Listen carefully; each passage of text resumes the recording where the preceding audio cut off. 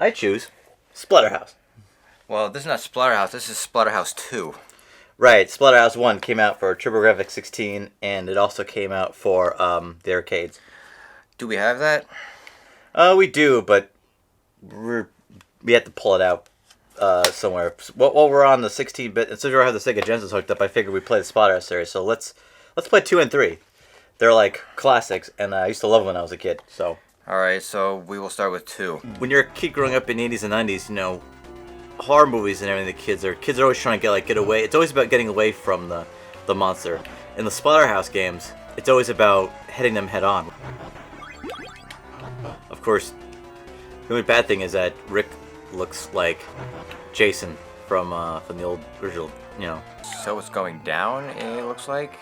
Yeah, I don't know whether it's like supposed to go to like a sub-basement or something. And in fact, if anything, this game actually feels more like it should be an arcade game, because the first one even had multiple avenues. Like, you know, you had multiple paths you could take and everything, and I remember just being completely different. I mean, it's funny because in the 80s, you know, gory movies were all the rage. You know, like the gorier the better, and yet somehow in the video game world, like, they kind of stayed away from it. If this game really was one of the first games on this console, like it was, I mean, like it looks like they really pushed like the graphics and stuff. You know what I mean? Like, oh yeah.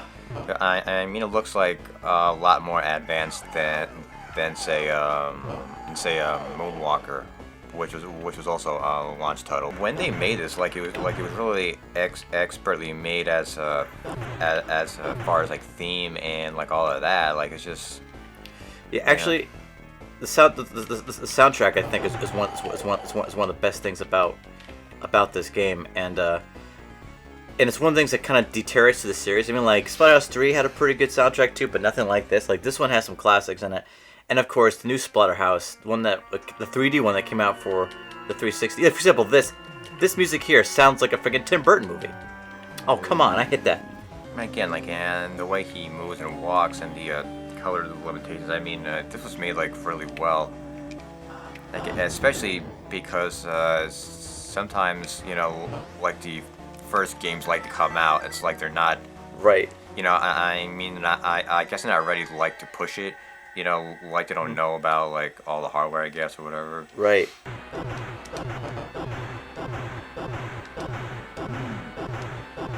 There it is. Yeah. Dude, I love that. You could, like, literally.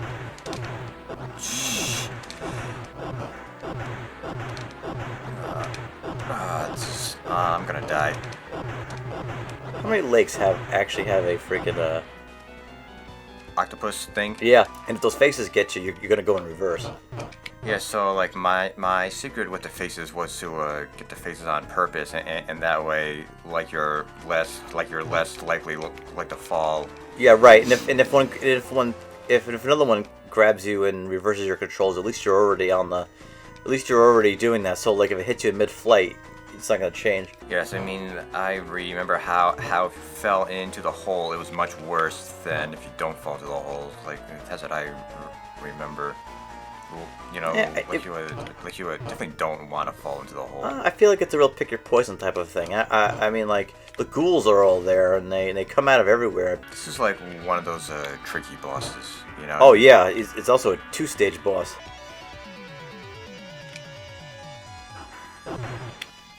See, like here, like I'm not sure how to avoid this here, like. You're doing it right. What you gotta do is you gotta Then it's quickly turn around right. Turn around, yep. There you go. Alright, so here's the only use of the up button in this game. Is to pick up the shotgun, yeah. I also loved how the shotgun just blows them to bits. Like, just complete bits. Oh, that's bullshit. This is the part I hate the most. Yeah, in this game. And it's really hard. And this looks just like the sewer in that you could have fallen down in the forest, right? See, so the house was called the West Mansion, and it was supposed to be like a nod towards Herbert West, who was in the. That was cheap. Who's supposed to be the Reanimator in the H.P. Lovecraft's Reanimator movies. Like, I don't remember this. Like, I remember the level, but yeah, okay. I can't remember. Do I go all the way back to the beginning? Yeah, you do. Oh, that sucks so much. So that's supposed to be Dr. West, or it's implied that it is, which is actually kind of cool because in the original, It might say that in the manual, right?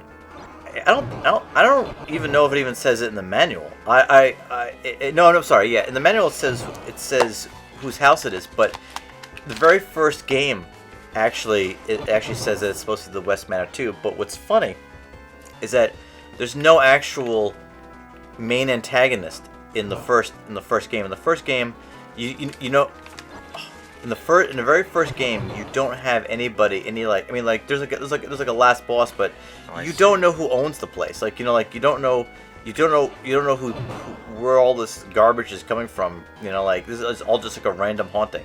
I mean, what's fucked up is that what scared me as a kid is that if you look at him, he's telling you to stand right there so he can hit you, and if you actually stand there, he legitimately like throws stuff at you.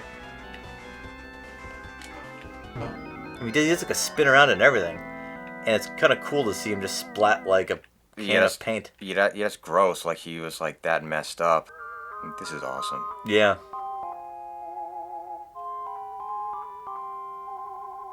I remember you spending weeks on this boss, trying to figure out like how to beat the boss. And now all these years afterwards, I don't really remember what to do.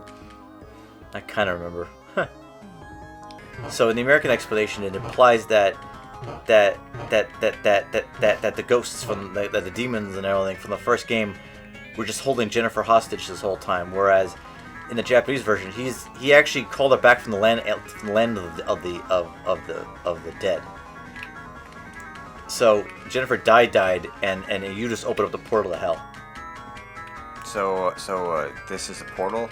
Yeah. So this is literally a portal to the afterworld. I can't believe that was the last guy. Oh.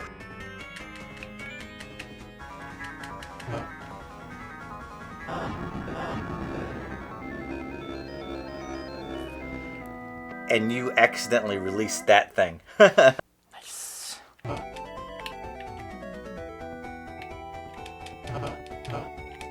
Yeah, you're right. Like, and the music like really fit like the intimate scene of saving her. Right.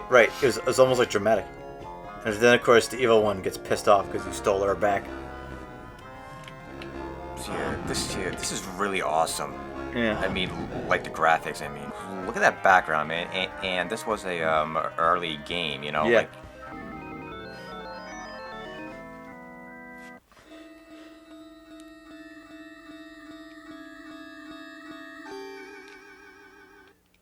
see, like this game really does feel like you're saving like a girlfriend. Yeah.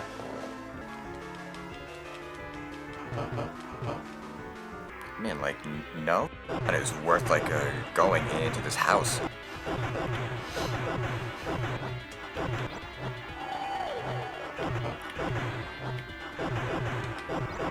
Forgot that was the thing I used to do. I used to be so good at throwing them right underneath his.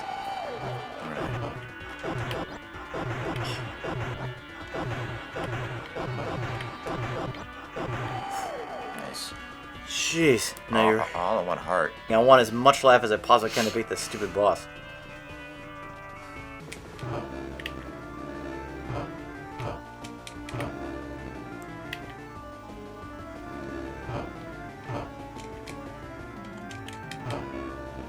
Oh.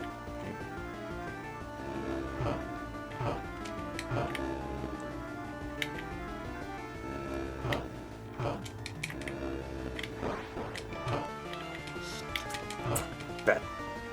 Kill you.